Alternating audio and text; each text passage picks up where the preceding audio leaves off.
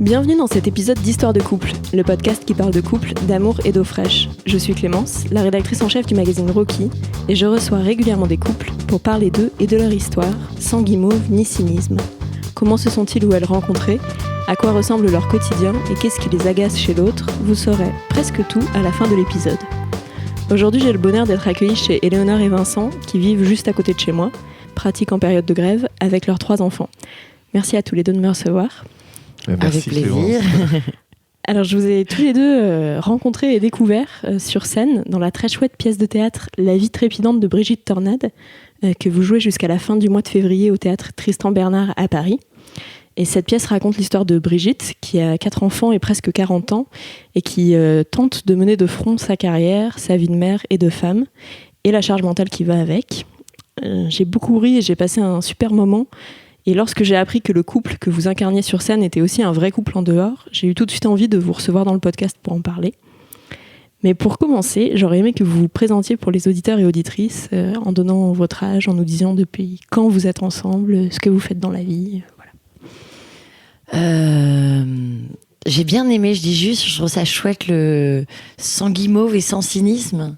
C'est le programme. Je trouve ça super, c'est un truc à garder ça quand on parle de Brigitte Tornade. Une pièce sans guimauve et sans cynisme. C'est vrai, Non, mais c'est vrai que ça correspond bien. Vincent, tu veux parler avant moi de... Bon. Non, t'as commencé, vas-y, c'est parti. Alors, en gros, donc moi j'ai 37 ans, le même âge que Brigitte dans la pièce en fait. C'est un peu un hasard. Et je suis avec Vincent, on s'est rencontrés très jeunes parce que donc moi j'avais 18 ans quand on s'est rencontrés. Moi c'était juste après mon bac, je suis rentrée dans une école de théâtre et Vincent est rentré dans cette même école de théâtre, mais lui il avait 20 ans. Et on a d'abord été amis, on va dire avec des espèces de petites montagnes russes adolescentes, post-adolescentes. Et puis on s'est vraiment mis ensemble quand j'avais 20 et Vincent 22. Donc là ça fait 17 ans qu'on est ensemble. Et on s'est mariés en 2009 et donc ça fait 10 ans qu'on est mariés. Rapidement après le mariage, on a eu des enfants, donc 3 à ce jour. Donc des enfants, 3 filles qui ont 9, 8 et 3 ans.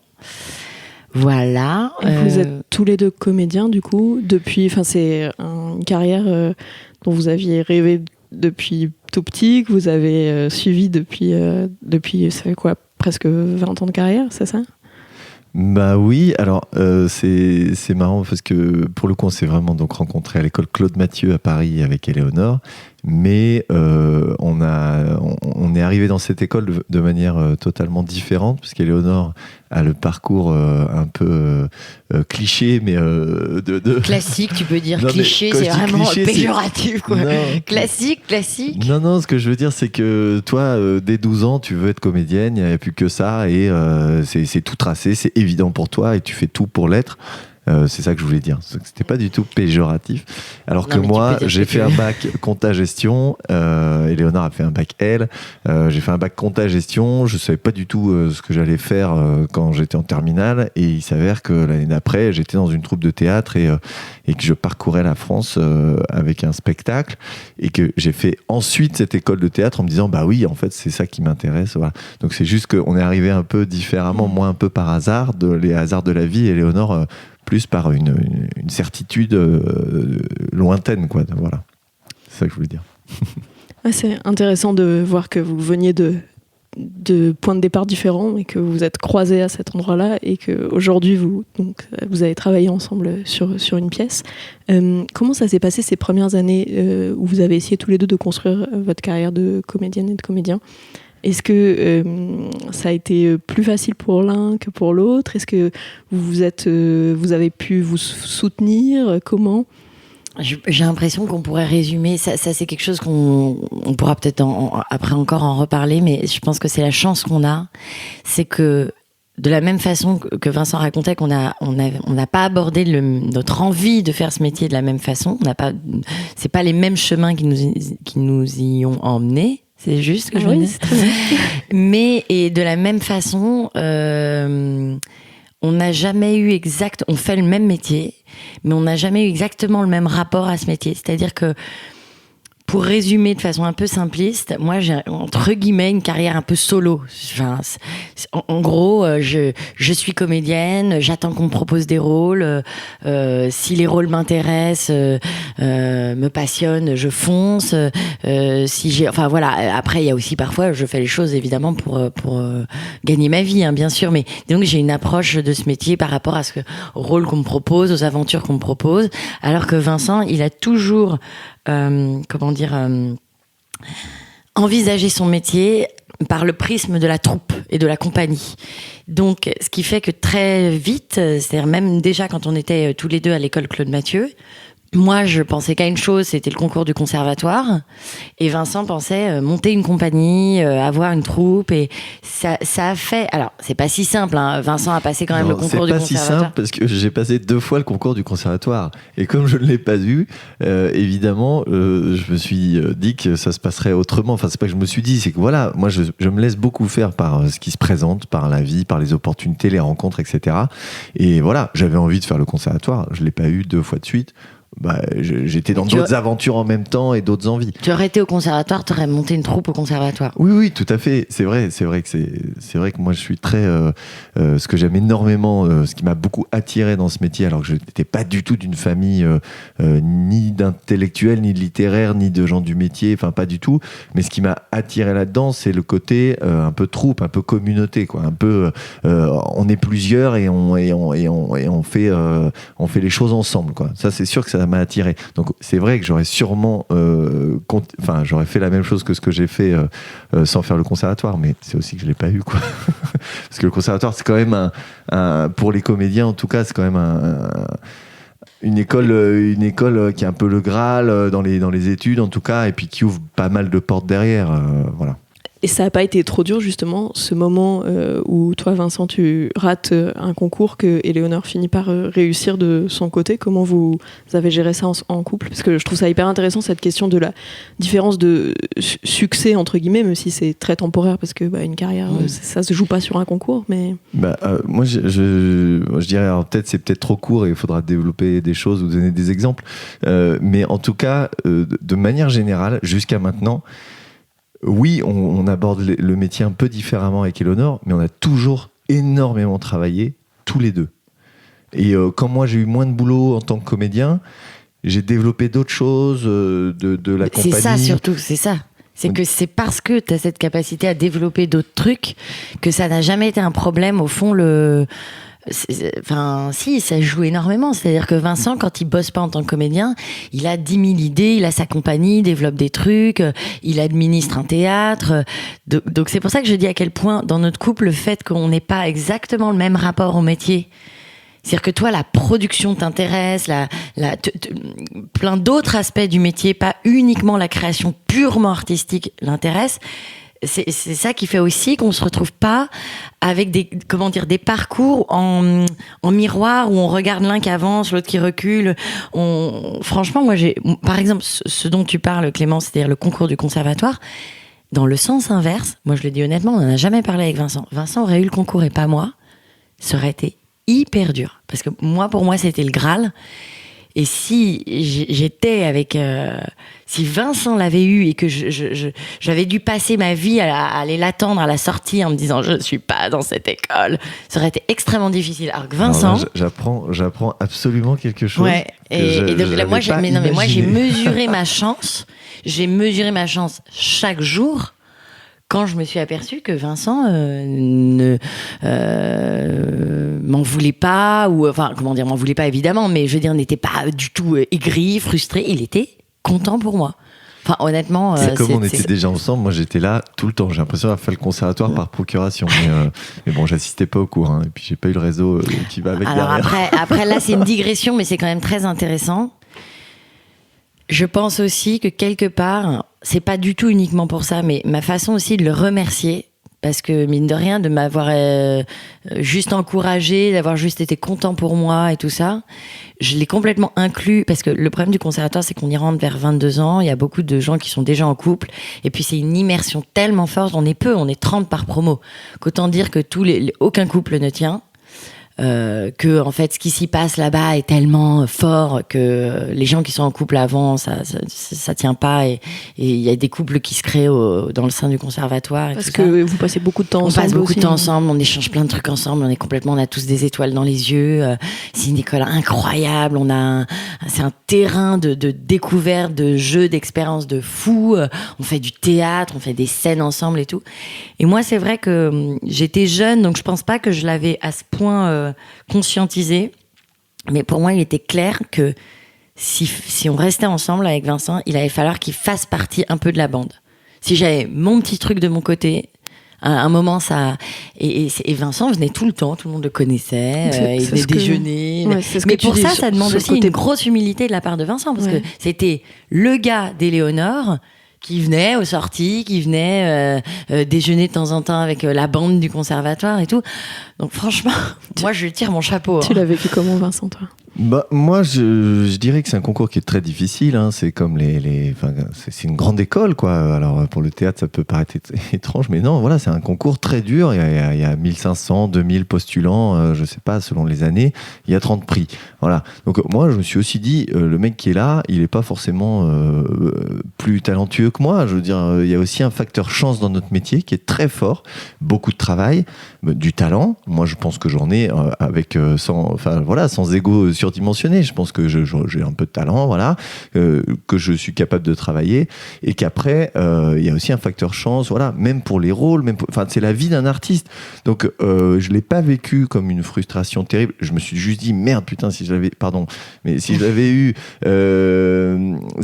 voilà, ça ouvre vraiment des portes derrière, institutionnelles très fortes, du coup, des réseaux, des choses, ça, c'est évident. Et l'école, c'est la première famille. Moi, aujourd'hui, la compagnie que j'ai montée, énormément de projets que je mène, avec Éléonore d'ailleurs, sont des projets avec des gens qu'on a rencontrés à l'école. La compagnie, je l'ai créée avec Côme de Belsize, qui est un auteur, metteur en scène que j'ai rencontré chez Claude Mathieu. Petite anecdote, mais en ce moment, La vie trépidante de Brigitte Tornade, dont Éléonore fait la mise en scène, donc elle a choisi la distribution.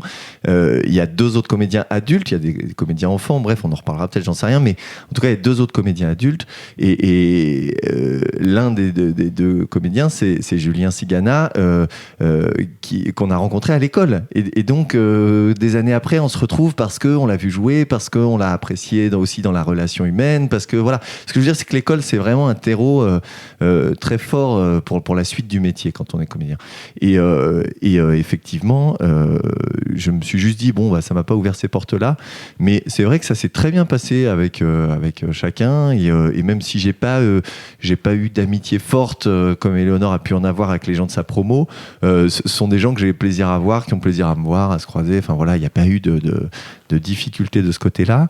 Et puis, je reviens un peu sur ce que disait Éléonore, mais c'est vrai que je suis quand même très principalement comédien, hein, c'est vraiment mon gagne-pain principal, mais j'ai un énorme plaisir à mener des projets. Alors, j'aime être sur le plateau, mais j'aime aussi les produire à travers la compagnie, j'aime les défendre, j'aime, dans l'idée, j'ai géré un temps, un lieu, c'est pas le cas en ce moment, mais peut-être gérer un lieu à nouveau pour mener des projets, mener des équipes, mener des relations entre le public, les artistes, etc. Voilà, ce sont des choses qui me plaisent aussi autant. Enfin voilà, c'est un ensemble, quoi. Voilà. Et donc, pour préciser, rebondir, c'est vrai que moi, par exemple, mais c'est tout ça est en fait vraiment dû à la façon dont à notre héritage familial à chacun. C'est-à-dire que moi, vraiment, d'office, ce qui m'intéresse, c'est vraiment le rapport au texte, le rapport, comment dire, vraiment principalement à chaque fois, ce qui me passionne, c'est le texte que je vais lire, les personnages, la façon dont c'est écrit, dont c'est construit. Ça va me faire rêver, je vais y penser, je vais me dire comment il faut l'aborder comme comédienne, quel grain de sel tu peux y mettre dans le rôle. Et ça je peux y réfléchir comme ça des heures dans la journée, tout ça. Alors que c'est vrai que Vincent a une approche, j'allais dire un peu moins intellectuelle, je sais pas si c'est le bon mot, mais en tout cas, pour Vincent, il y a le facteur humain est très important. Le côté aventure collective, enfin, la manière dont t'en parles, en tout cas, de rassembler des gens sur un projet, de le mener ensemble. Oui, en tout cas, c'est vrai que je suis peut-être moins pointu sur les questions purement du texte, du plateau, du personnage, etc. Même si, attention, c'est quand même à un moment, quand je me mets dans le travail, ça devient très important. Oui, tu fais ça sérieusement. Voilà. mais ça m'intéresse plus largement comme une façon bah voilà, tu as une vie devant toi, comment tu construis tes relations aux autres, au travail, etc. Bah voilà, à cet endroit-là, je me suis dit que tout était cohérent pour moi. Et donc quelque part, ça nous fait, en fait, on est complémentaires. Et cette complémentarité, je pense que c'est notre grande chance en tant que couple de vivre du même métier. Je pense que ça fait qu'on est... Alors donc parfois on n'est pas d'accord, on va s'engueuler sur des trucs, je vais lui dire ouais mais tu devrais faire ci comme ça, mais parce qu'on a toujours du mal à accepter la différence de l'autre. Mais d'un autre côté, je pense que pour nous, étant donné qu'on fait le même métier, cette différence, elle est salutaire. Est-ce qu'elle évite une certaine part de compétition peut-être entre vous ou est-ce qu'elle existe cette compétition entre vous? Alors pas forcément une mauvaise chose. Mais... Je pense qu'elle n'existe pas, mais parce qu'on a été assez épargnés. Après encore, je le dis encore, mais c'est vrai qu'on a beaucoup de chance et voilà, on travaille vraiment beaucoup par rapport aussi à d'autres copains qu'on peut croiser. Voilà, on a la chance de travailler beaucoup. Comme disait Léonore, moi, quand j'ai moins de boulot de comédien, je reste dans ce travail de mener des projets, voilà. Donc je voulais dire ça parce que par rapport à ce que disait Léonore par rapport au conservatoire, on n'avait jamais eu cette conversation sur le fait qu'elle aurait peut-être mal vécu l'inverse. Oui, moi, je me suis pas vraiment posé la question. Peut-être qu'inconsciemment, je me suis interdit de le vivre comme ça parce que j'avais l'impression que j'avais quelque chose de plus grand à vivre avec Éléonore aussi. Enfin, non, mais je dis que c'est aussi un tout. Éléonore, j'ai rencontré à l'école Claude Mathieu, c'était assez elle était à moitié folle, enfin elle est toujours non mais je veux dire c'était étonnant à quel point Éléonore est rentrée dans ma vie comme ça. Et donc c'est vrai que souvent dans la vie, pour plein de choses d'ailleurs, je vois les choses de manière un peu plus large que voilà. Après, si aujourd'hui je pense à ça parce qu'on en reparlera peut-être, mais Éléonore, elle vient de faire sa première mise en scène qui fonctionne bien, qui est saluée par la critique, par les pros, etc. Je confirme qu'elle est très chouette. et que bah, ça lui a ouvert de nouvelles portes, elle en parlera peut-être, mais voilà, de nouvelles envies aussi, de nouvelles façons de voir les choses, plus uniquement justement par ce prisme peut-être que d'interprète et de comédienne, voilà. Et c'est vrai que parfois je me dis, et en même temps faut se laisser faire, voilà, mais je me dis tiens, mais si vraiment il y en a l'un des deux, et en l'occurrence Éléonore peut-être qui exploserait dans un domaine où voilà, comment le vivrait l'autre, c'est des questions que je me suis posées assez récemment. Voilà, de me dire tiens, ça serait peut-être plus difficile à vivre, de se dire que tu deviens, parce que c'est pas le cas aujourd'hui, je trouve, mais tu deviens le mari ou la femme d'un tel, quoi. T'es en rapport à la personne qui a pris, en tout cas médiatiquement parlant ou professionnellement parlant, le dessus, quoi. Ça pourrait être. On n'en est pas là du tout. Non, on n'en est pas là du tout. Mais parce que je fais juste une petite incursion quand Vincent dit on a cette chance de beaucoup travailler.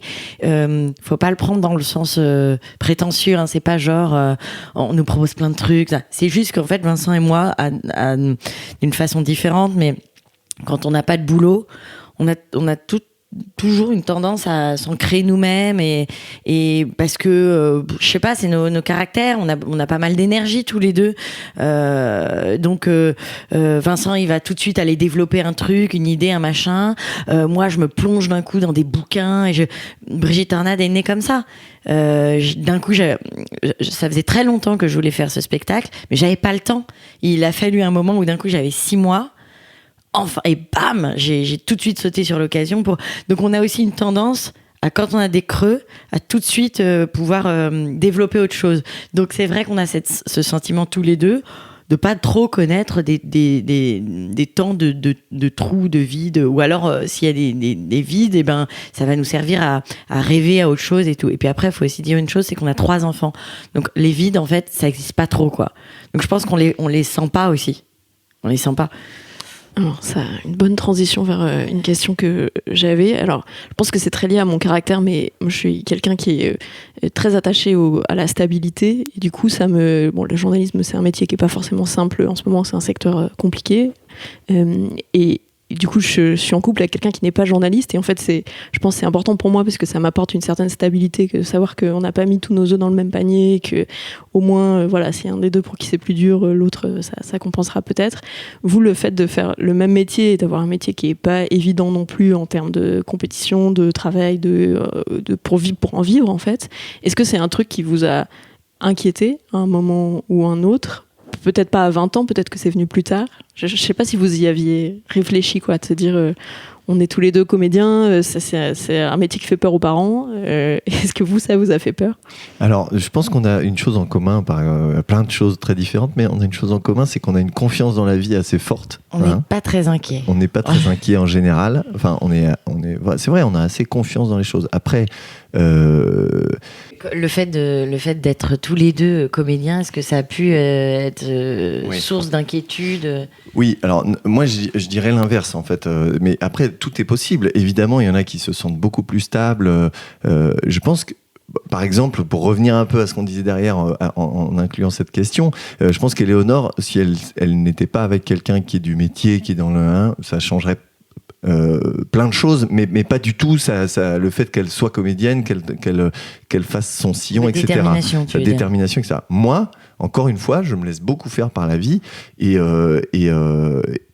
pour moi, c'est très important. Enfin, vous partagez ça. Qu'on partage ça. Je pense que j'aurais pas du tout mené les choses de la même manière avec quelqu'un qui n'était pas dans ces questions, parce qu'on les partage tout le temps, en permanence, même quand on n'est pas sur des projets ensemble, etc. On a des rythmes qui s'accordent, on comprend tout à fait les problématiques, les questions, l'organisation, voilà, et il y a une forme d'équilibre assez forte qu'on s'impose, que voilà, on a énormément de temps qu'on passe en organisation, voilà, pour répartir les choses, etc.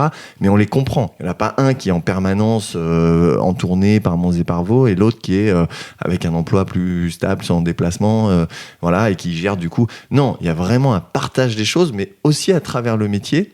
Ça permet de comprendre les contraintes de l'autre, en fait. Exactement, parce que vous avez les mêmes. en fait. Et l'autre truc qui est pas mal, en fait, alors ça, je m'en suis aperçue au fur et à mesure en discutant avec des gens dont c'était pas le cas, c'est-à-dire un couple, on va dire mixte, c'est-à-dire intermittent, pas intermittent.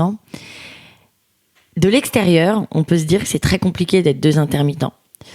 En fait, d'expérience, on rencontre les gens, on s'aperçoit que sur le long terme, c'est très dur qu'il y en ait un qui ait une vie comme avec ça, des horaires de bureau. Et oui, parce que en fait, au bout d'un moment, je pense que le danger, c'est qu'il y en ait un qui peut... Enfin, un fossé se creuse. Finalement, il y en a un qui sort tout le temps, parce que son métier lui impose de sortir, lui impose d'aller faire ça, des trucs à l'extérieur. Et puis l'autre, parce qu'il y a eu des enfants, parce que petit à petit, il devient celui qui reste à la maison. Et il y en a un, par exemple, qui tous les mois de juillet va à Avignon pendant un mois, puis l'autre, au début, il l'a accompagné pour faire plaisir, mais en fait, ça le saoule, parce que quand il va à Avignon, il retrouve pas des amis, des machins. Et en fait, d'un coup, ça peut vraiment creuser des différences de vie. Et ça, c'est dur de tenir avec ça. Alors que nous, autant on s'arrache les cheveux avec nos plannings. Le dimanche soir, on prend nos agendas et c'est l'horreur, comment on va faire ci, comment on va faire ça. Mais une fois que ça y est, on a trouvé les solutions, parce que de toute façon, il faut les trouver, les solutions, donc on les trouve. Finalement, on partage plein de trucs, notamment notre envie d'aller à Avignon tous les deux en juillet. Quand l'un va voir une pièce, l'autre, il a trop envie d'aller avec lui. Donc, évidemment, nous, on a un budget babysitter assez conséquent, mais au moins, sur le long terme, on vit plein de trucs ensemble. Et on a une émulation, plutôt, comment on dit. Émulsion, c'est un peu cuisine, mais ça va aussi. Ensemble, émotionnel. On est, quand on va voir un truc super au théâtre, on l'a vu à deux. Au pire, si l'un a vu sans l'autre, il va tout de suite dire, là, il faut que tu ailles voir ce truc. En même temps, ça aide le couple à tenir, et aussi en dehors des enfants. Nous, notre métier, il nous aide aussi beaucoup à avoir notre vie à deux, qui concerne pas nos enfants. C'est un carburant du couple qui Ouais. est extérieur juste au projet parental. Et c'est effectivement peut-être un truc qui manque chez certains couples une fois qu'ils commencent à avoir des enfants. Enfin, ou en tout cas, ils ont du mal à se créer Bah, en tout cas, ces nous, espaces-là, voilà. ces Ouais. moments-là. Vous, c'est votre métier. Complètement. Donc, C'est ça. C'est-à-dire nous, on a, grâce à ça, on a vraiment cet espace qui est notre espace à nous et pas celui de la famille avec les enfants. Et... Pour prendre un exemple concret, on est donc sur Brigitte Tornade depuis mi-septembre avec les répètes depuis mi-août. On est tous les soirs au théâtre du mardi au samedi et tout le monde nous dit mais ça va avec les enfants et en fait une fois que l'organisation est passée, parce qu'encore une fois c'est voilà, mais une fois que cette complexité là est résolue et c'est mis en place et voilà, c'est génial parce que du coup, on passe du temps avec les enfants de qualité parce qu'on sait qu'on va pas être là tout le temps, etc., que c'est très structuré. Donc, on passe du temps avec eux quasiment Surtout, plus. on passe énormément de temps. On va les chercher à 4h30 à l'école. On part, il est 7h30. Donc, on les a eu 3 heures. Voilà, et on passe plus de temps quasiment que quand on n'est pas en train de jouer tous les deux, etc., parce que finalement, on va être moins disponible. Ils sont là, mais on est moins dispo avec eux. Et ensuite, on bosse, et après avoir joué, on va boire des coups avec les copains ou dîner ou prendre un verre ou échanger ou voilà. Donc finalement, on a des temps en couple avec des copains de qualité beaucoup plus nombreux que la plupart des gens finalement. Enfin voilà, c'est... Et ça, c'est hyper intéressant du coup de voir votre équilibre sur cette pièce-là. C'est la première fois que vous avez bossé ensemble sur la même pièce ou il y en a eu d'autres avant? Et comment vous avez appris justement à trouver cet équilibre-là entre votre vie de famille et votre vie de comédien? Ça fait 2 questions en une. Alors, pour le factuel, on a déjà joué 2 spectacles ensemble. Si je dis pas de bêtises, il y en a peut-être plus, mais Les il y a enfants 10 du ans, soleil. les enfants du non, soleil. Plus. On a fait Les Errants, Les Enfants du Soleil, Amédée. On a fait au moins 3 pièces ensemble. Mais ça remonte un peu. Ouais, ça remonte. Ça remonte. C'est 2007, 2000. Enfin, c'est pas très important. Disons qu'avant les enfants, c'est pas du tout la même organisation parce que voilà, c'est beaucoup plus simple. Et après les enfants, on en a eu une à Médée dans lequel on n'avait aucune scène en commun. Enfin, quasiment pas. C'est-à-dire, on était sur le même spectacle, mais on jouait pas ensemble. C'est vrai que là, Brigitte Tornade, on joue le couple à la scène, quoi. Donc c'est encore une aventure un peu différente. Et la On est grosse tous les deux au différence, c'est que plateau, c'est la tout première le fois temps. que c'est moi que je te mets en scène. Parce qu'avant, fait. c'était des pièces où il y avait un metteur en scène et on était comédien. Je veux dire, on était à la même place. C'était d'ailleurs pas si évident. On s'engueulait beaucoup. On a quand même tendance pourquoi à avoir du mal à filtrer même devant les gens, quoi. C'est-à-dire quand on s'engueule. Alors souvent, Oui, on s'engueule beaucoup hein, depuis 17 ans. On s'engueule beaucoup, il faut le dire. Il y a beaucoup d'énergie, beaucoup de. Sur quel sujet du coup? Pas dans cette pièce-là, en tout cas. Pardon, j'ai pas compris. Dans la pièce. Les autres d'avant. Ouais. Ah non, mais on s'engueulait. Comment dire, il n'y a pas de sujet en particulier, c'est des tempéraments. C'est-à-dire qu'on a. Mais on s'est un peu calmé là-dessus. On s'est un peu calmé. Mais c'est vrai qu'à l'époque. Non, mais tout ça partait au simplement, quart de pour tour. être concret, ça peut être non, mais ça, tu devrais jouer comme ça va pas, c'est que tu fasses ça, etc. Alors Vincent me faisait des remarques sur la façon dont je jouais, alors que moi je pense que c'était très bien, mais entre guillemets, il trouvait que je tirais la couverture. Tirer la couverture, je sais pas si vous savez ce que ça veut dire, c'est quand un comédien prend beaucoup de place. Et donc il était pas content parce que je tirais la couverture. Et moi, en gros, je gueulais parce que je défendais mon bout de gras. Et qu'il y a un metteur en scène, en l'occurrence, qui est là pour, de toute façon. Qui fait l'arbitre et qui est là pour lui dire trancher, si elle tire la couverture. C'est pas à moi de le faire, mais notre proximité fait qu'on n'a pas du tout le même rapport qu'on peut avoir avec d'autres partenaires au plateau. Et donc voilà, forcément, on se dit plus les choses. En même temps, du coup, il y a plus de sincérité dans ce qu'on se dit et plus d'échanges. Mais parfois aussi, t'as envie de dire, mais reste à ta place de. Non, mais ça, on a appris au fur et à comédien. mesure. Je pense qu'on était jeunes aussi. On a appris qu'à un moment donné, on pouvait pas être les mêmes en public, en privé. Ça c'est vrai qu'on avait cette tendance à être vraiment. Parce qu'en plus, comme on s'était rencontrés dans notre cadre dans le cadre de l'école, on travaillait aussi avec des gens qu'on connaissait très bien, qui nous avaient connus quand on n'était pas encore ensemble, puis après ensemble. On avait tendance à pas du tout faire attention à notre comportement. Comme s'il y avait plusieurs cadres, le cadre privé juste vous deux, le cadre avec les amis et le cadre public avec des gens que vous connaissez moins. Mais bon, voilà, disons que ça c'est quelque chose qu'on a appris au fur et à mesure. Puis après, il y a eu pas mal d'années, on n'a pas retravaillé ensemble directement sur le plateau.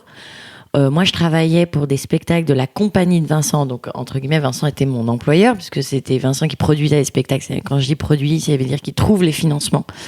Mais il jouait pas sur les pièces. Donc, moi, je jouais, mais voilà, on n'était pas ensemble, en tout cas, dans les répétitions, le travail de plateau et tout ça, les représentations. Et puis après, il y a eu Brigitte Tornade. Et ça, c'est rien à voir. C'est encore vraiment un. Je veux bien qu'on en parle justement maintenant de la jeunesse de Brigitte Tornade et de du coup à quel moment vous avez décidé d'incarner ce couple ensemble, parce que vous auriez pu faire un autre choix, parce que toi, je crois que c'était une fiction radiophonique, c'est ça à la base, Brigitte Tornade, sur France Culture, si je dis pas de bêtises. Ouais. Ben en fait. Brigitte Tornade, c'est vraiment mon projet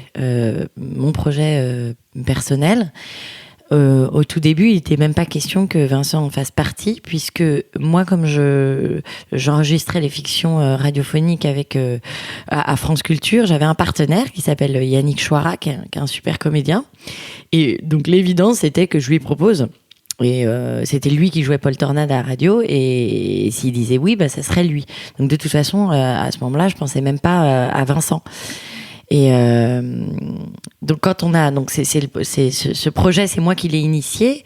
Après, moi, je l'ai pas écrit. Hein, c'est vraiment l'adaptation au théâtre. Enfin, une pièce à partir des fictions radiophoniques écrites par Camille Colère. C'est elle qui a fait aussi l'adaptation du texte pour la scène, du coup. Oui, c'est ça, c'est ce que je veux dire. C'est-à-dire que c'est elle qui écrivait les micro-fictions France Culture, et je lui ai demandé d'écrire la pièce issue de ces micro-fictions. Donc, finalement, Yannick voulait pas le faire. Il avait d'autres projets à ce moment-là et tout ça. Et là... C'est moi qui vais raconter cette anecdote que j'adore. Tu sais que tu vas pas y échapper, Hélène. Non, voilà, je suis très fier de dire que je n'ai pas eu le rôle parce que je suis le mari d'Éléonore. Enfin, si, un peu quand même, mais j'ai passé une audition. Voilà, une vraie audition. C'est pas. Quand on le dit comme ça, c'est vraiment la honte. Mais j'avais quand même des raisons. Non, mais elle expliquera ses raisons, et elle a raison au final de l'avoir fait comme ça. Mais c'est quand même la petite anecdote rigolote, c'est que j'ai vraiment passé une audition. Pour on a pris nos agendas. Le rôle de ta vie, pour quand le même, rôle de ma vie. Que tu faisais déjà. Voilà. Le rôle qu'il interprétait déjà tous les jours. Non, parce que Paul Tornade n'est pas. Non, c'est vrai. On va en parler juste après. Mais en l'occurrence, on a vraiment pris nos agendas. On s'est calé une date avec un horaire, c'était un vendredi à 14h, et j'ai passé 2 heures d'audition où on a fait toutes les scènes, où Éléonore m'a fait reprendre les choses, etc. Et je n'ai eu la réponse que 10 jours après, où on était... Une semaine. Oui, 10 jours après, c'était le lundi, 10 jours après. On était au restaurant tous les deux, voilà, et Éléonore me dit, bon, j'ai une nouvelle à t'annoncer, voilà, j'ai décidé de te donner le rôle de Paul Tornade. Voilà. Donc, parce que Éléonore, tu faisais la mise en scène, c'était déjà décidé que c'était toi qui allais faire la mise en scène du spectacle. Alors, donc là, on revient un peu en arrière avec cette question. Je vais essayer d'être concise. En fait, les fictions radiophoniques, elles ont commencé en 2012. Et on a fait plusieurs saisons à raison de 2 par an.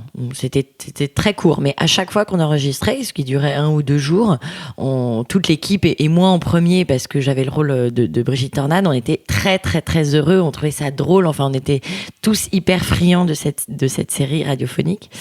Et moi très vite, je dirais dès 2013, où j'ai eu envie d'en faire de développer le projet au théâtre. Mais à ce moment-là, moi, je n'avais jamais fait de mise en scène et je n'avais même pas de velléité de mise en scène. J'étais comédienne, voilà. Et donc, je pensais développer le projet en faisant appel à un metteur en scène. C'est-à-dire que ça serait le projet de Camille Colère et moi. Et puis, on fera appel à un metteur en scène. Donc un jour, après une grande réflexion intérieure sur mon envie de faire ce projet, je me dis, mais en fait, pourquoi tu montes cette pièce ? Pourquoi tu veux absolument monter cette pièce ? C'est parce que tu veux montrer la vraie vie. La vraie vie d'un couple et d'une famille avec tous ces paradoxes, c'est-à-dire les moments où tu n'en peux plus et en fait la présence si vivante et si mignonne, enfin j'ai envie de dire, des enfants. Ça, tu peux le montrer que si on les voit en vrai. C'est-à-dire, Brigitte passe son temps à ne plus en pouvoir et en même temps, les enfants, ils sont là et on n'a aucun doute sur le fait qu'elle les aime. Et je pense que dans la mise en scène, le fait qu'ils soient présents, ces enfants, on le sent, ce paradoxe, cette énergie, cette vitalité, cette joie, tout en tout en étant c'est-à-dire que le personnage de Brigitte Tornade est quand même tout le temps à la limite du burn-out, quoi. Cette vitalité l'épuise aussi. Voilà, exactement. Et donc et là, à partir du moment où je me suis dit, mais il faut les enfants. Ça va être invendable, ça va être difficile, mais tant pis, il les faut. J'appelle Camille, je lui dis, oublie tout ce que je t'ai dit, tu gardes les enfants, tu écris avec les enfants. Et en fait, à partir de ce moment-là, je me suis dit que c'était déjà en soi un tel choix de mise en scène. C'était déjà un geste de mise en scène, de décider qu'il y ait des enfants. Que je me suis dit, mais en fait, c'est moi qui vais les mettre en scène, je vais aller au bout de ce truc et c'est moi qui vais mettre en scène. Et c'est venu comme ça, en fait, c'est venu de façon très naturelle, en fait. Il y a aucun moment où je m'étais dit, je vais devenir metteuse en scène, grâce à Brigitte Tornade et tout, ça s'est fait complètement dans l'autre sens. Mais par contre, après, j'étais complètement déterminée et je suis jamais revenue dessus. Et donc, c'est là que je me suis dit, bon, je vais faire la mise en scène. Et quand Yannick m'a dit, celui qui interprétait Paul Tornade à la radio, qu'il voulait pas le faire, j'ai bien vu dans les yeux de Vincent qui faisait, donc ça va être moi. Et à ce moment-là, je me suis dit, attends, c'est ma première mise en scène. Je joue le rôle principal. Il y a 3 mômes sur le plateau. Est-ce que je me sens vraiment prête à en plus diriger mon mari?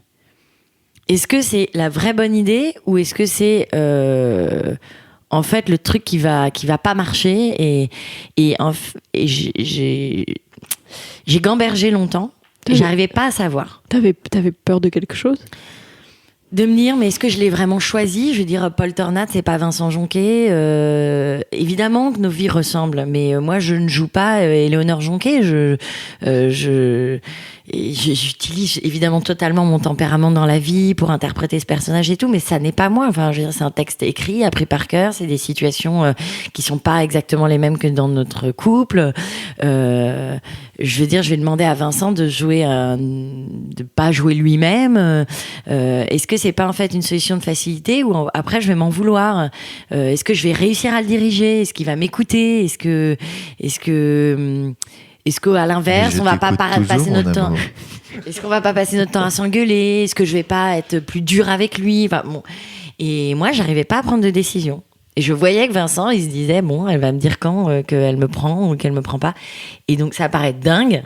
Tout le monde rigole quand on raconte cette anecdote.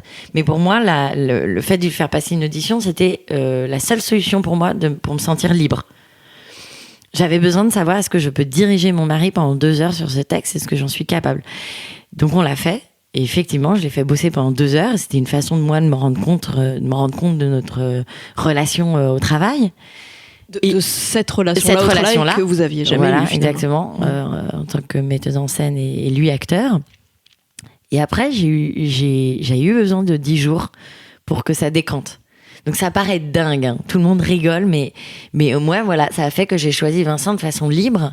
Et quand on a commencé, après avoir pris cette décision, c'était devenu une évidence. Je me suis dit, mais évidemment.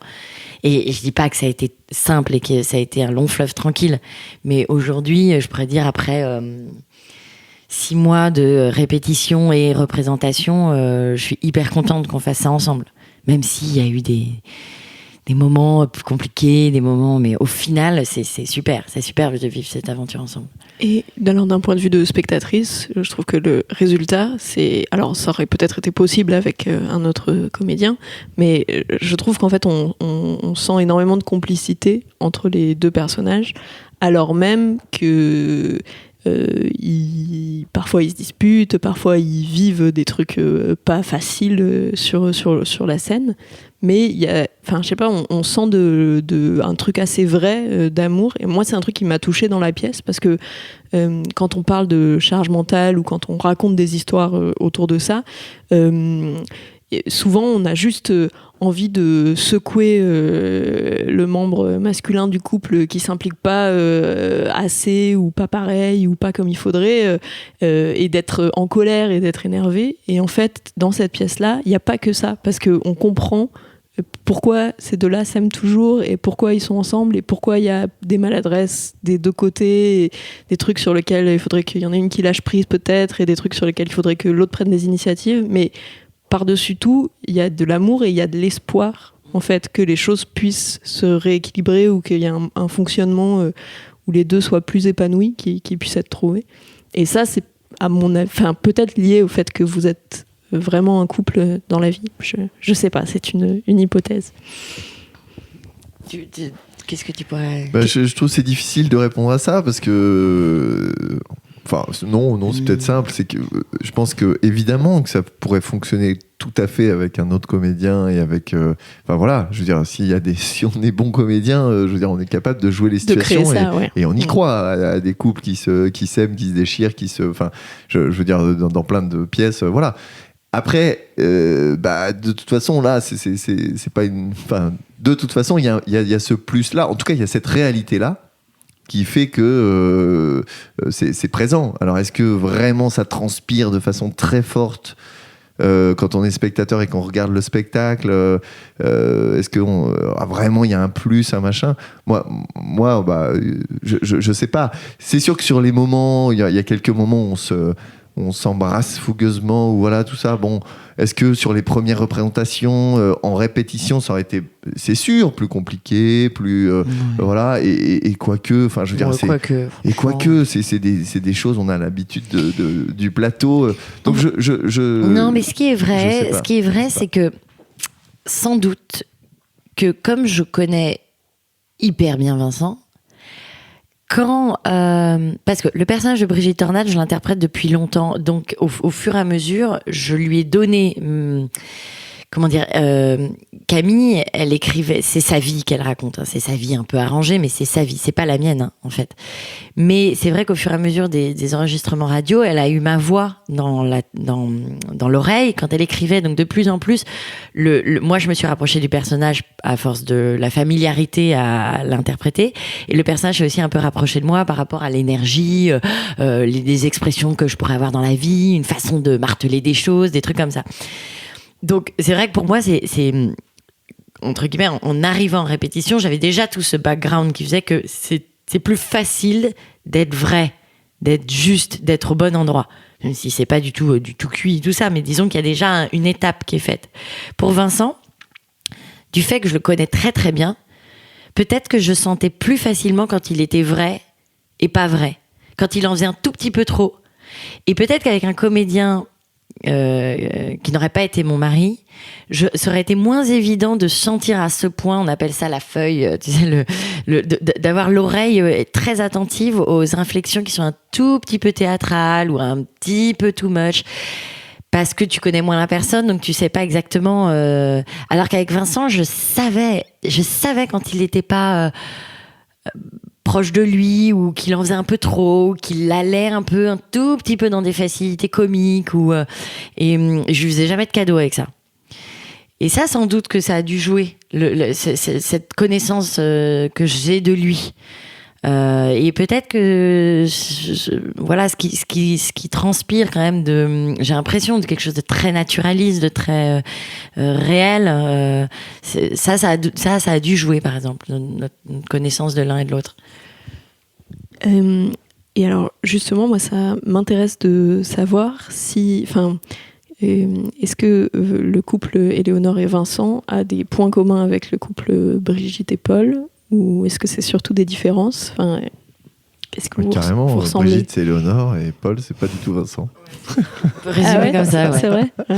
Oui, c'est un peu vrai, je dis exprès, mais c'est vrai qu'elle a une énergie comme ça très, très à fond, et que ça gueule tous les deux, hein, et que Paul est beaucoup plus calme, beaucoup plus zen dans la pièce, alors qu'en fait on est tous les deux un peu comme Brigitte, voilà, et elle est encore plus que moi peut-être, mais on a tous les deux une énergie, voilà, ça part très vite dans les tours, la maison, ça gueule dans tous les sens, les enfants, le bazar, c'est un peu Brigitte Tornade chez nous, malgré tout, et en même temps, moi, je suis désolé, mais enfin voilà, on partage les choses de manière totale. Après, avec nos différences, y a le côté charge mentale, ça reste malgré tout. Elle gère certains domaines, moi d'autres. Ça, c'est évident. Mais je veux dire, dans les tâches, dans la répartition des choses, etc. Même si on a nos précarés, on va dire naturels, on est clairement dans un partage total de la charge familiale, quoi. Moi, je trouve que la grosse différence, c'est que Vincent, c'est pas quelqu'un de laxiste. Par exemple, avec les enfants, c'est un papa qui met beaucoup de règles dans le bon sens. Enfin, je veux dire, moi, je trouve que c'est super parce que c'est pas facile, en fait, pour Brigitte que Paul soit hyper cool et tout ça. En revanche, il y a un truc avec les enfants, parce qu'en fait, c'est elle qui se paye tout le côté je dois engueuler mes enfants, je dois les gronder, je dois leur dire d'aller au lit, et ça. En revanche, il y a un truc qui est très commun. Et ça, je pense que la pièce, elle met le doigt là-dessus. Et pour moi, c'est un truc super intéressant sur la complémentarité homme-femme qu'on peut voir et qui quand même émane de la pièce. C'est le côté que Brigitte, et moi je suis comme ça dans la vie, on a du mal à lâcher. On a du mal à lâcher, on est sur l'éducation, on a envie que ça soit parfait, on a envie que... Et Vincent, comme Paul, il y a ce côté genre, mais c'est bon, ils vont pas mourir, quoi. Ok, ils vont pas avoir le super repas ultra bon, ultra parfait pour la santé. Bon, comme ça à la rigueur, c'est pas non plus ce qui m'importe le plus. Mais disons par exemple sur les devoirs, je vais être complètement à cheval. Vincent, il va être voilà. Vincent, comme Paul, il culpabilise moins. Il décharge plus. Et quand on n'est pas avec les enfants, on ne pense pas aux enfants, quoi. Et ça, c'est un truc, on voit bien que Brigitte, elle a toujours un endroit de sa tête qui pense aux mômes. Et ça, je trouve que dans la pièce, on le voit bien, et que c'est intéressant, qui est que ça, c'est pas de la faute de Paul, c'est elle. C'est elle qui lâche rien. C'est elle qui culpabilise. Et en plus, moi, ma question, c'est si Paul était dans le même état d'esprit que Brigitte, a lui aussi beaucoup culpabilisé, etc., est-ce que ça ferait du bien à Brigitte, en fait? Ah bah non, je pense pas du tout. Même pas finalement. Ah non, ouais. Mais c'est intéressant. En tout cas, ça ferait pas du bien aux enfants. C'est intéressant cette notion de culpabilité qui, je pense, est un truc plus féminin et qu'on ressent bien chez Brigitte, qui est tiraillée entre sa vie professionnelle, mais c'est pas non plus la faute de Brigitte, parce qu'il y a aussi une construction sociale qui la pousse à se sentir coupable. Moi, j'ai été hyper touchée par la scène chez l'orthophoniste où Brigitte vrille complètement et on vient à se justifier sur mais je suis une mère investie, vous savez, j'aime mes enfants, alors que l'orthophoniste lui demande pas grand chose finalement, mais en fait toutes ces injonctions sociales autour de la maternité font qu'il y a cette culpabilité qui naît chez Brigitte, tiraillée entre sa vie professionnelle, ses enfants. Moi, j'ai pas vraiment de réponse là-dessus. Je pense que c'est un mélange. Je pense que malgré tout,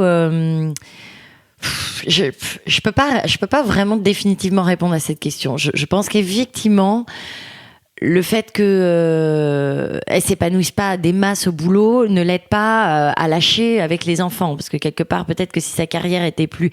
Mais où est l'œuf, où est la poule ? Est-ce que si d'elle-même elle arrivait parfois à mettre une cloison et à dire mais c'est bon, mes enfants sont avec mon mari, tout se passe bien, et s'ils n'ont pas parfaitement fait leur devoir, je m'en fous, et si elle n'est pas allée chez l'orthophoniste, je m'en fous, je lâche mon portable et je vais...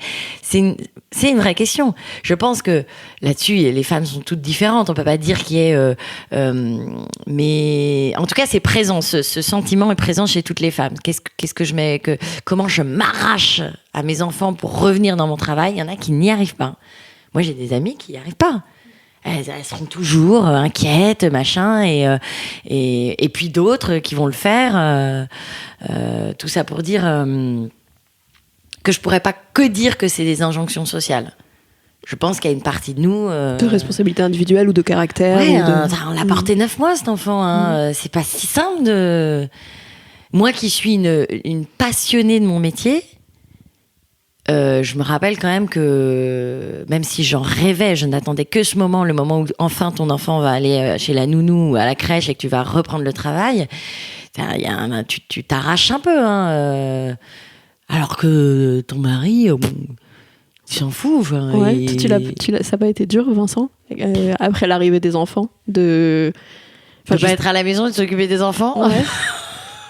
Je ne sais même pas poser la question. Non, mais c'est ça qui est intéressant, parce que c'est une question qu'on pose souvent aux femmes. Pardon, moi, j'ai pas bien Pour nous les femmes, il y a ce moment où tu reprends le travail, un moment qui peut être compliqué. Tu vois, ce truc où tu vas dire, je ne vais plus voir mon enfant toute la journée, minute par minute. Je pense que si Vincent ne répond pas à la question ou est un peu perplexe, c'est parce qu'il ne s'est même pas posé la question du jour où il n'allait pas être toute la journée avec son enfant, puisque du fait même qu'il y a pas de congé maternité, enfin, il a eu ses 11 jours, mais il s'est pas retrouvé à allaiter le bébé et tout. Il a pas vécu cette période Non, mais là, attends, parce que là, on mélange tout, parce que je suis censé être intermittent. À l'époque de la naissance de notre première fille, Rachel, j'ai à ce moment-là, ou quelques mois après, ou je sais plus, bon bref, j'ai géré un théâtre pendant 2 ans. Donc c'est vrai que moi je me souviens quand même bien d'être là et de gérer les hurlements aussi. C'est pas ce qu'on dit. C'est pas ce qu'on dit. Oui, j'ai peut-être pas tout pigé. Mais en tout cas, à un moment j'étais dans très nouveau pour moi, et ça a duré 2 ans, dans quand même un boulot de bureau où j'administrais un lieu. Donc concrètement, j'étais moins présent. Mais attendez, faut pas se leurrer, hein. Franchement, Vincent, c'est quelqu'un qui a toujours été ultra responsable, ultra présent, mais quand le bébé il naît et que tu l'as porté 9 mois, il y a un moment, c'est comme ça, tu éprouves de l'inquiétude, un truc comme ça, c'est pas facile quand on te le prend. Alors évidemment, plus t'as d'enfants, plus ça devient facile parce que tu t'es aussi habitué à cette séparation. Mais disons qu'il y a un truc comme ça que Vincent n'a jamais éprouvé, et Dieu sait qu'il est... Oui, ça c'est clair. Il a jamais été inquiet quand on partait en balade 2 heures et que Rachel avait 1 semaine, alors que moi... Non, mais c'est clair que moi je suis beaucoup plus détendu par rapport à ça. Je dis souvent cette expression complètement nulle et ringarde. Je dis tout le temps, attends, ils sont pas en sucre, ça va. Bon, c'est une façon de. C'est vrai que c'est complètement nul et ringard, mais d'une certaine façon, je le pense. Et puis moi, je pense. Alors, je veux pas déraper et aller trop loin, mais je pense aussi, quand je vois ce qui m'a construit moi. Mais ce sont que les chutes, enfin, ce sont que les problèmes. Enfin, j'exagère parce que c'est aussi les rencontres enfin, c'est aussi plein de choses. Positives et des réussites. Oui, bien sûr. Mais en tout cas, je me souviens de ces étapes-là. Et finalement, sur le moment, elles sont compliquées, elles sont machin. Mais c'est peut-être de là que me vient cette faculté à ci ou à ça, ou cette souffrance-là qui m'a permis de. Enfin, voilà. Ce que je veux dire, c'est que il y a des choses qui sont dangereuses. Il y a des choses qui sont peut-être irréparables, il y a des choses, voilà. Mais en tout cas, tout ce qui t'arrive te construit aussi. Enfin voilà. Donc je suis pas certain qu'il faille absolument flipper en permanence qu'il arrive des choses particulières à tes enfants. Voilà. Donc t'as réussi. Je parle pas de choses horribles. Voilà. Oui. Mais t'as réussi assez vite à lâcher prise. Oui, et puis aussi, je pensais à ça, un confier. copain qui me disait, je m'en souviens très bien de cette phrase, qui me disait, moi, de toute façon, avant 6 mois, ça m'intéresse absolument pas, il n'y a pas d'interaction particulière. Mais ça, c'était pas ton cas. Ça, non, le côté avant 6 mois, ça m'intéresse pas. C'est quand même. Je dis pas du tout que c'était mon cas. Je dis simplement que le fait de, en tout cas, pas avoir eu cette relation, de le porter pendant 9 mois, de machin, de trucs, etc., fait que effectivement, tu apprends à construire une relation avec cette personne que t'as eu de façon très fictive pendant la grossesse, en tout cas. Donc, malgré tout, il y a un truc qui prend un peu de temps à se mettre en place. Et même si j'étais pas du tout distant ou non concerné, ou je sais pas, malgré tout, je conçois tout à fait que j'arrive pas à répondre à la question parce que finalement, j'ai pas senti cette séparation particulière, quoi. Voilà. Ça rejoint moi, un truc pour lequel je milite aussi autour du congé paternité, c'est sûr qu'il y a un décalage qui se crée dès le début. Donc il y a déjà le décalage des 9 mois de grossesse, mais après il est accentué par le fait qu'il y a un congé maternité qui est un peu plus long. Alors je sais pas si à l'époque pour les intermittentes c'était déjà aligné sur le régime général ou si tu as pu te débrouiller, Léonore, pour rester 2-3 mois avec tes enfants au début. Mais en tout cas, comme les pères, tu l'as dit, c'est que 11 jours. Donc effectivement, c'est très court. Donc cette relation-là, elle démarre pas sur la même ligne dès le début.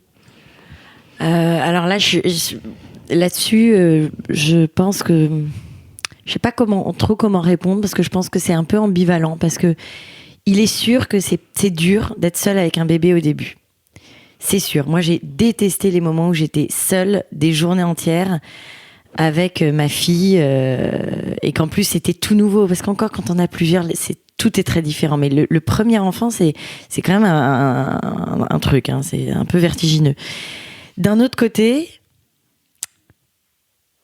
croire que Vincent, parce qu'il aurait été longtemps à la maison, aurait pu vivre la même chose que moi, je pense que c'est une utopie.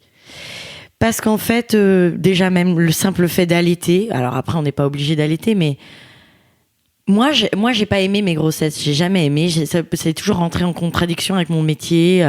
Je suis comédienne, je peux plus faire ci, je peux plus faire ça. Bon voilà, puis après c'est une question de tempérament, d'histoire, de tout un tas de facteurs psychiques, psychanalytiques. Enfin bref, pour moi les grossesses c'était, et pourtant j'en ai eu 3, hein, mais c'était un calvaire. Donc le trip de la grossesse et tout, je suis pas loin d'être comme Vincent. C'est pas la même chose quand même parce que je le sentais ce bébé. Mais en tout cas c'était un combat pour moi. En revanche, à chaque fois que cet enfant est sorti de moi et que je l'ai vu, et il s'est passé un truc quand même extrêmement fort au niveau du lien, qui pour moi est pas que Vincent ne vit pas de la même façon. Et je pense pas parce qu'en plus. En l'occurrence, Rachel est née le 3 juillet, donc il y a eu 2 mois de vacances. Donc le temps avec Vincent, on l'a eu. C'est après qu'on retour à Paris ou pour la deuxième que j'ai des souvenirs hyper durs d'avoir été seule à Paris. Je crois que c'est pour Barbara, pour la deuxième. Mais c'était comme ça. Je peux pas expliquer. On était quand même là tous les deux. Vincent, il était détendu. Et si en 2 secondes, il pouvait confier Rachel qui avait 15 jours, 3 semaines à sa mère, à une copine, nana. Moi, c'était un truc genre... Et en même temps, j'ai envie de dire, et peut-être que là-dessus, toutes les femmes ne seront pas d'accord, c'est comme ça, je le dis quand même, finalement, c'est pas si mal que l'homme soit pas exactement au même endroit. Parce que moi, Vincent, il m'a aidé à lâcher.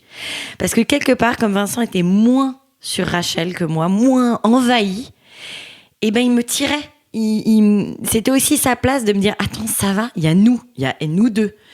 Donc par exemple, Vincent, ça le saoulait que Rachel dorme dans la même chambre que nous. Toutes les mères veulent que l'enfant dorme dans la même chambre.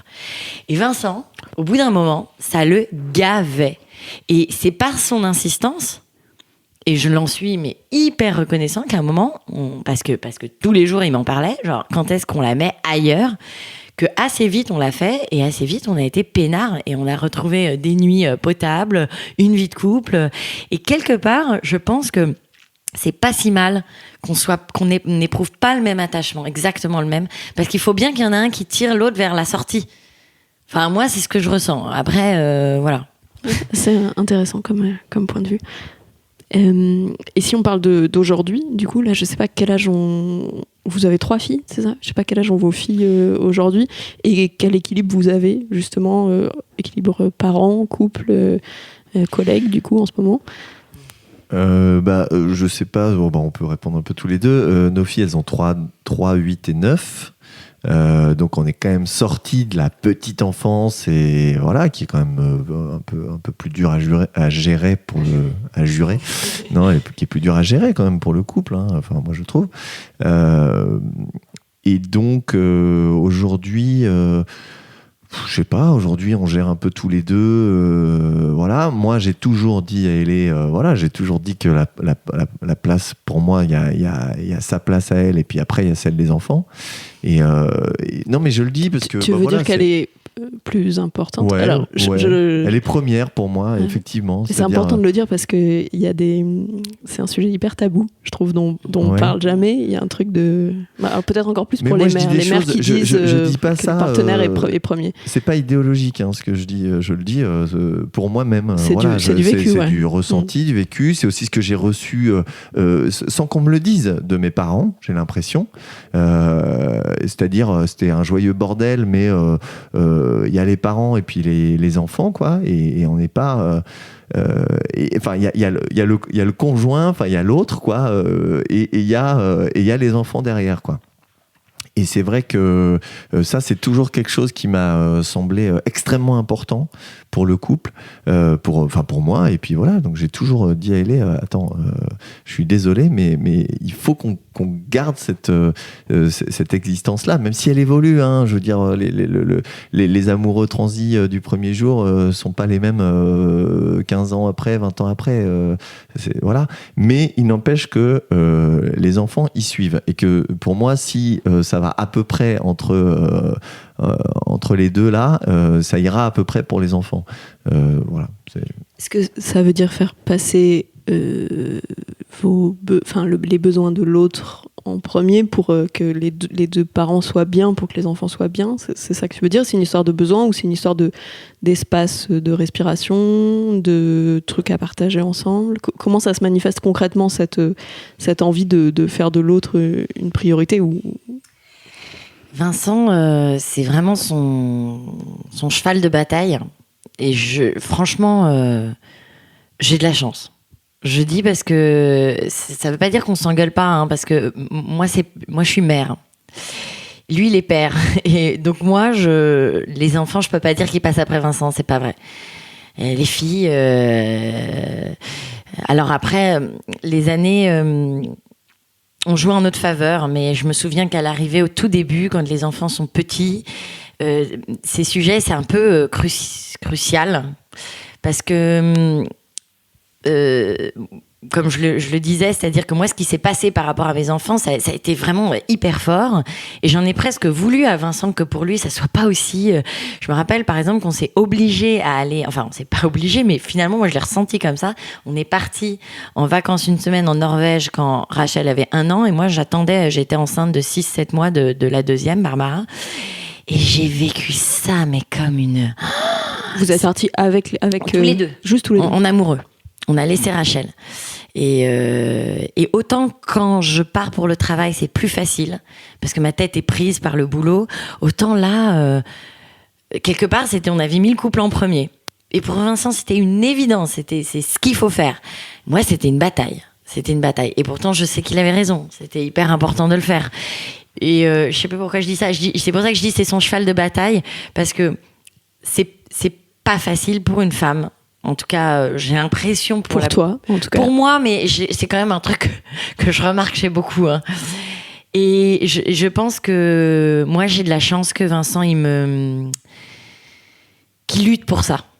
Parce que au final, je pense que c'est vrai que d'abord, on se rend compte que ce sentiment d'affection, de fusion qu'on éprouve pour ses enfants, c'est pas qu'il diminue avec le temps, mais c'est que il est très puissant au début avec les bébés, et puis il s'arrondit, plus les enfants grandissent, plus on s'aperçoit que on commence aussi à respirer, à sentir que ça va, ils sont pas tout, on n'est pas tout pour eux, ils sont pas tout pour nous. Et puis qu'eux, ils ont besoin de respirer aussi. Ouais, et qu'eux ont besoin de respirer, et en fait, on s'aperçoit que si on a trop misé que sur ça les premières années, on est peut-être passé un peu à côté d'un truc, et qu'on s'en mord peut-être un peu les doigts après. Et moi, quelque part, même si ça a été un peu violent, ces questions au début avec Vincent et source d'engueulade, aujourd'hui, quelque part, je me rends compte qu'il a eu raison. Et pour revenir, finalement, on est complètement rentré dans la vie Vincent et Léonore, mais pour faire le lien avec Brigitte Tornade, parce que c'était ça au début, je trouve que finalement, ce lâcher-prise qu'a Paul Tornade, alors d'une autre façon que Vincent, parce que Vincent, il y a un peu de je m'en foutisme aussi. Voilà, chez Paul Tornade, il y a du je m'en foutisme et tout, mais ce qui est cool, c'est qu'on sent qu'il aime sa femme. Malgré tout. Alors, parfois, il l'aide pas et tout, mais c'est sa femme.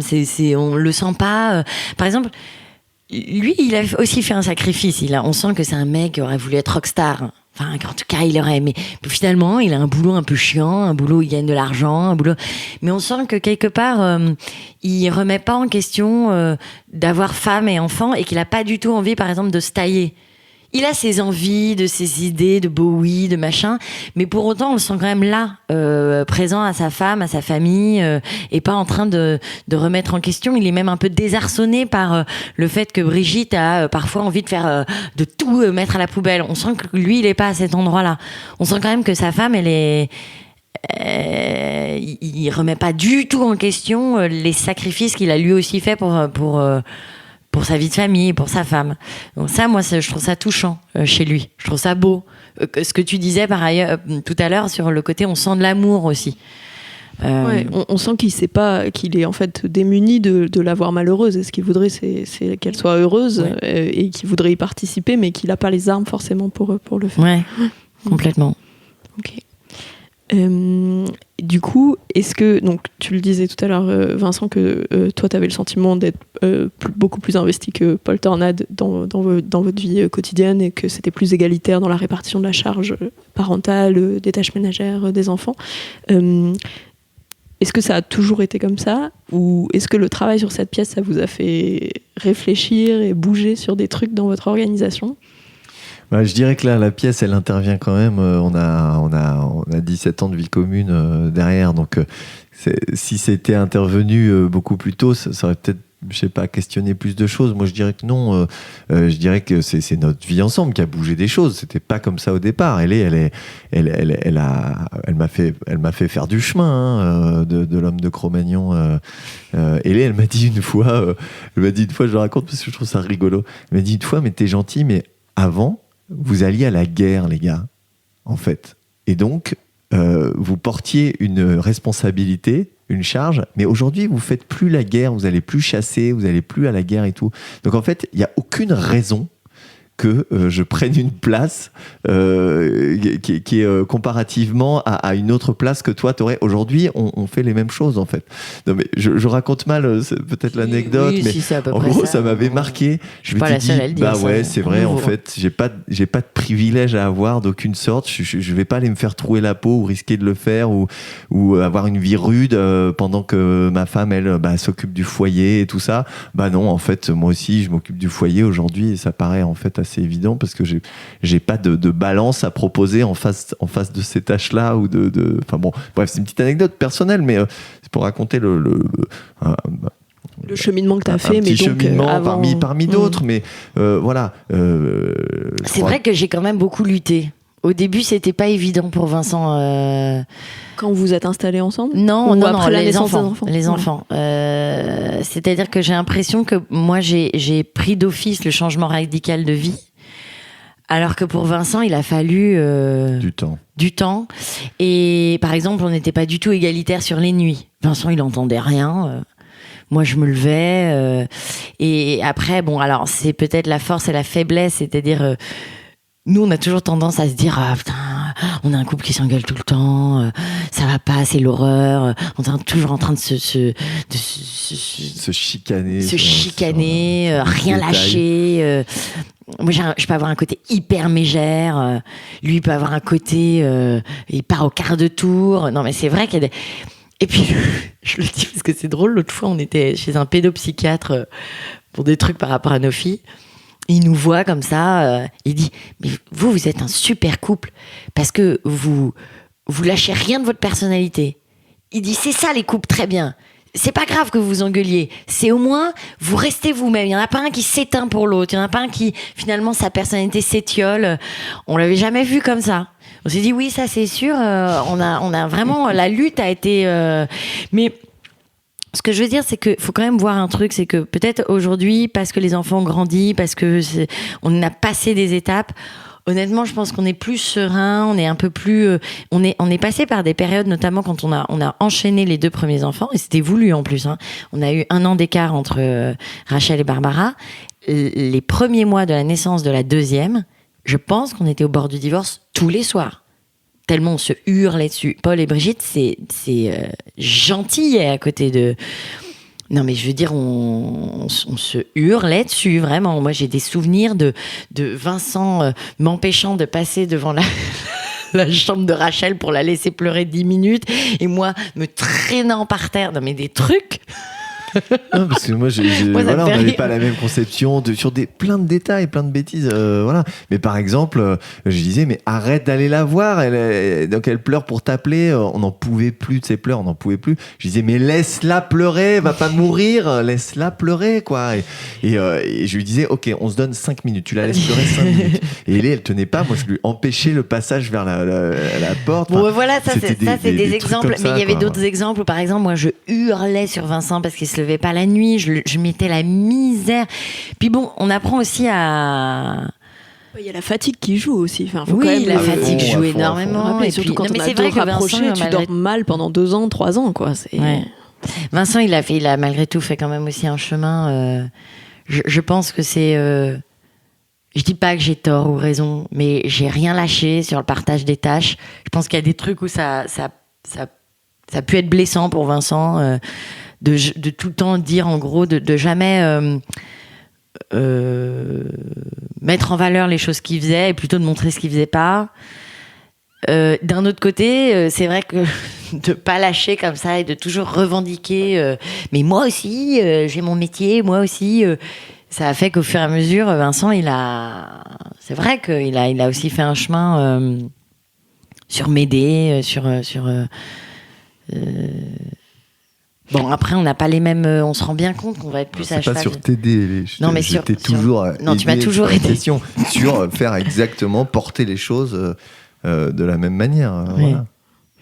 Mais c'est intéressant ce que tu dis sur revendiquer. Tu disais j'ai un côté mégère. Et ça, c'est un truc que certaines femmes ont du mal, le vivre comme ça, justement, genre, mais si je râle sur tel truc ou tel truc, c'est pas agréable de passer pour la mégère, en fait, dans le couple. Il y a un peu un truc où c'est une image sociale qui est pas très positive et que t'as pas forcément envie de t'y reconnaître. Mais en même temps, en fait, moi je pense que c'est important de réussir à décorréler le couple, l'amour que tu peux avoir pour ton conjoint et le truc très concret de, en fait, il faut que les choses soient faites. Alors, pas forcément de la même manière, pas forcément sur le même timing, mais il faut que les choses soient faites et qu'on les fasse ensemble. C'est tout à fait juste. Après, là où je pense que je me suis collé l'étiquette mégère, c'est que j'avais peut-être une tendance à mettre la pression pour que ce soit fait comme moi je le ferais.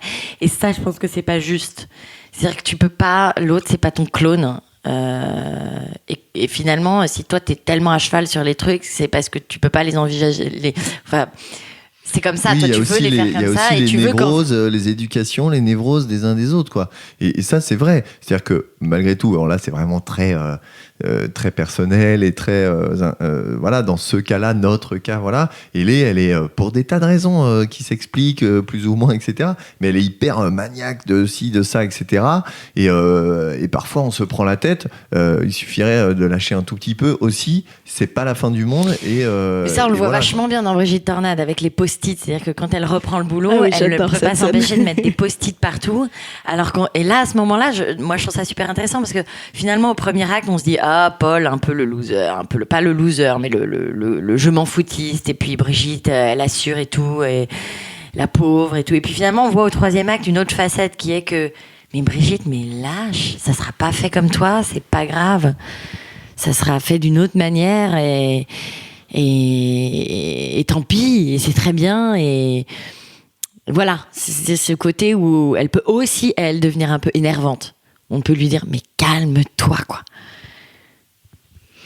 Super. Alors ça fait déjà plus d'1 heure qu'on discute. Je le dis parce que souvent on s'en rend pas compte quand on est plongé dedans.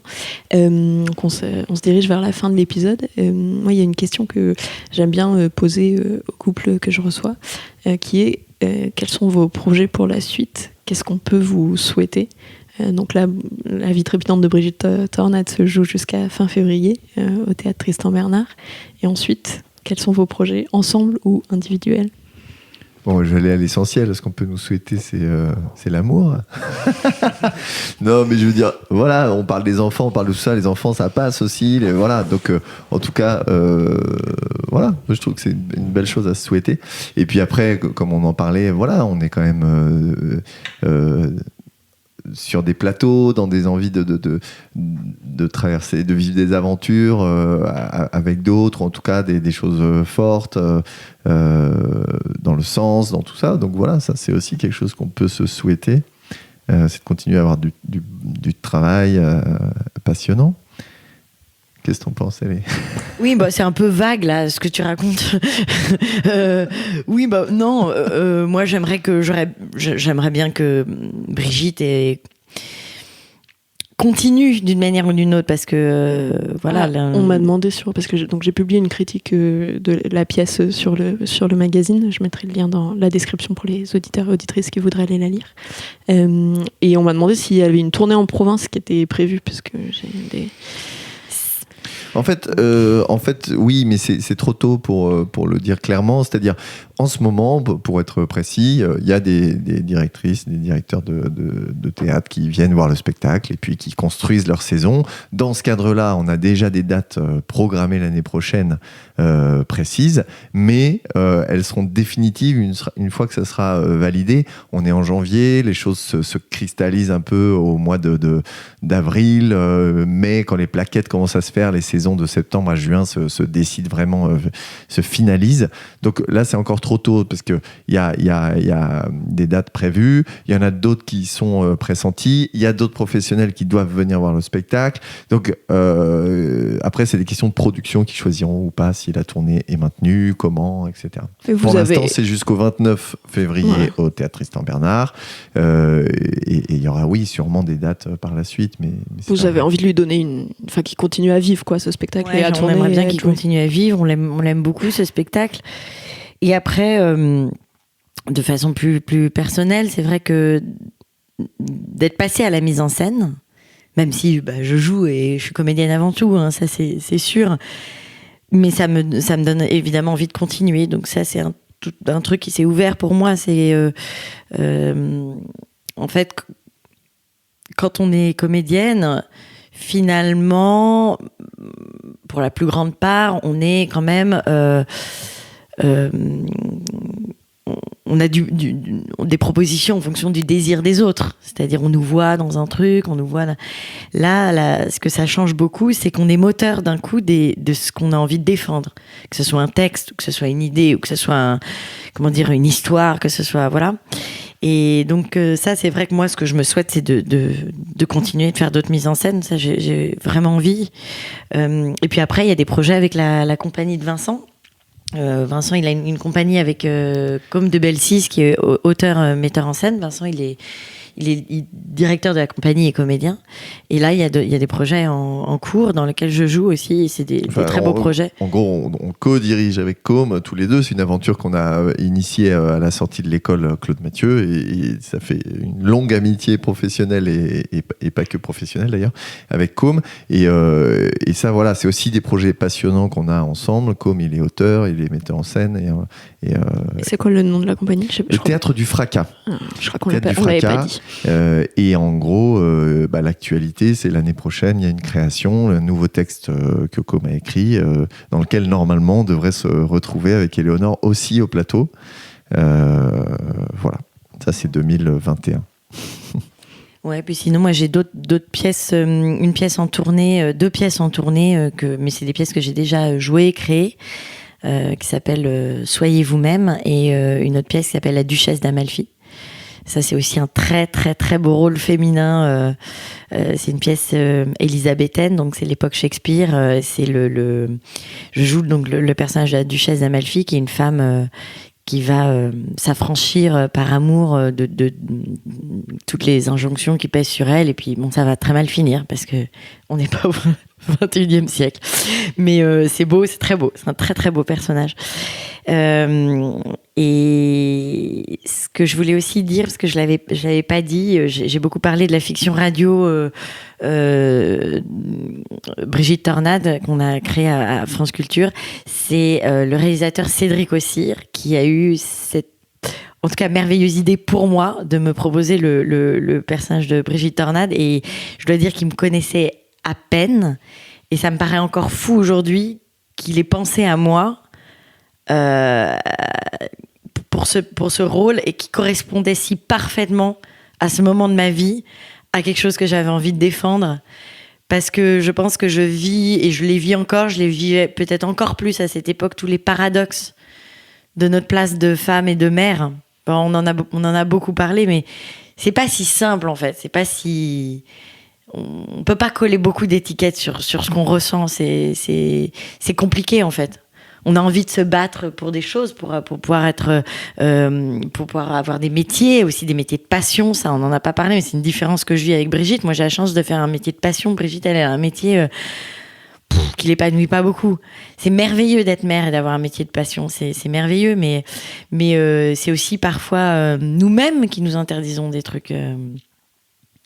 Ou qui n'avons plus envie d'aller. Moi, j'ai beaucoup d'amis qui étaient comédiennes, qui n'ont plus été après avoir eu des enfants. Et est-ce que pour autant on peut se dire, elles se sont soumis au diktat, peut-être non, peut-être, je sais pas. Enfin, c'est compliqué, je dirais que c'est quand même une question compliquée. Je pense que ça rejoint bien la manière dont Vincent avait commencé à répondre à la question où il disait qu'il vous souhaitait l'amour. Du coup, moi, je vous souhaite la passion ensemble et de manière individuelle avec vos métiers, que ça continue à vous porter. Nous aussi, on vous souhaite une bonne fin de grossesse. Il y a un beau bébé. Je sais pas si je l'ai déjà dit dans le podcast pour les auditeurs et les auditrices. Ça sera coupé au montage. Ouais, c'est secret. Non, c'est pas secret. Voilà, oui, je suis à 6 mois de grossesse, donc Histoire de couple va s'arrêter dans quelques temps pendant mon congé mat. Mais donc, ce qu'on peut vous dire, c'est après. tenez bon, le couple. Ça marche, on va essayer. Merci à tous les deux pour cet échange. Merci. Et bravo pour la vie trépidante de Brigitte Tornade. Merci. Merci à toi d'avoir écouté cet épisode d'Histoire de couple. S'il t'a plu ou fait réfléchir, n'hésite pas à en parler autour de toi et à lui mettre plein d'étoiles sur ton appli de podcast préféré. C'est ce qui permettra au reste du monde de le découvrir. Pour ne rater aucun des contenus du magazine Rocky, le mieux c'est encore de t'abonner à notre incroyable, que dis-je, exceptionnelle newsletter. Je te mets le lien dans la description de l'épisode. Si tu as toi-même une histoire de couple un peu spéciale et que tu as envie de venir nous la raconter avec ton ou ta partenaire, tu peux m'envoyer un mail à l'adresse suivante: salut@rockymag.com. Salut, ça s'écrit S-A-L-U-T, et Rockymag, R-O-C-K-I-E-M-A-G. Et sinon, en attendant le prochain épisode, tu peux aller découvrir les 2 autres podcasts du magazine, Histoire de Daron et Rocky à écouter. D'ici là, je te souhaite des journées remplies d'amour et d'eau fraîche, ou de grenadine si c'est plus ton truc. À bientôt!